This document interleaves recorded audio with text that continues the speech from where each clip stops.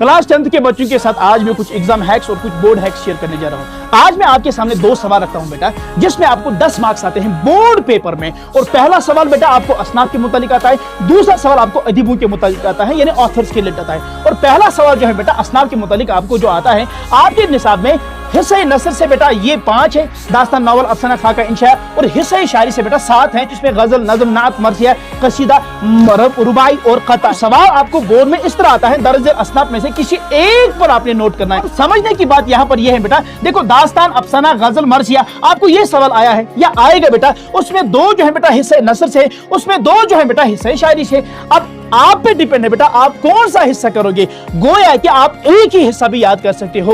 दूसरा सवाल बेटा आपको आता है अदीबों और शुअरा के रिलेटेड, यानी ऑथर्स के मुतालिक। सर हमारे निसाब में बहुत सारे शुअरा और अदीब है, हम कितने याद करेंगे बेटा। आपको सारा याद नहीं करना है। आपका जो पेपर है बेटा, आप PYQ देखिए, वहां पर आपको हिस्से नसर से बेटा आपका जो सिलेबस है, वहां पर मीर अमन है, मौलवी नजीर अहमद है, नूर शाह है, प्रेमचंद है, तो ये 6 आते हैं बेटा। यहां से हिस्से शायरी में आपको बेटा 16 या 18 आते हैं बेटा। अब ये आप पे डिपेंड है बेटा, आप हिस्से नसर से करोगे, आप हिस्से शायरी से करोगे। सवाल आपको आएगा नीचे दिए गए अदीबों या शुअरा में से किसी एक पर नोट लिखिए, वहां पर आपको 4 आएंगे बेटा। 4 में आपने एक करना है, जिसमें से 2 आपको हिस्से नसर से आएंगे, 2 आपको हिस्से शायरी से आएंगे। लेकिन जो भी हिस्सा आप याद करोगे बेटा, वो आप मुकम्मल याद करोगे। तो ये था बेटा आज के लिए, जिसमें मैंने आपके साथ 10 मार्क्स शेयर किए। तो बेटा मिलते हैं एक और वीडियो में।